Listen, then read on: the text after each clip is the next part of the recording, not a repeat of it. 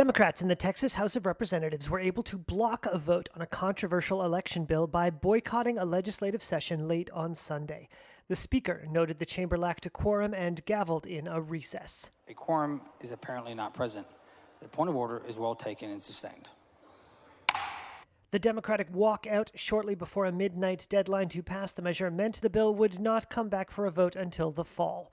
The Texas bill would eliminate many of the voting provisions added to make casting a ballot easier ahead of last November's election because of health concerns. Drive-through voting, a measure credited with helping spark record voter turnout in Houston, would no longer be allowed. It would scrap 24-hour polling sites and ban mobile units or temporary structures from being used as polling places. The bill also limits early hours to vote, making it more difficult to cast absentee ballots and does away with drop boxes.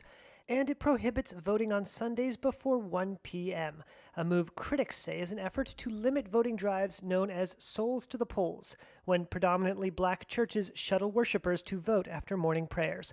Supporters of the legislation say it is needed to bolster election security. Critics say Texas already has some of the most restrictive electoral laws in the United States, and point out that there were no substantial allegations of fraud in Texas in last year's election. Democrats and civil rights groups called the proposal a voter suppression bill, targeting voters of color as well as the elderly and disabled. A vote on the measure is certain to pass the Republican-dominated House.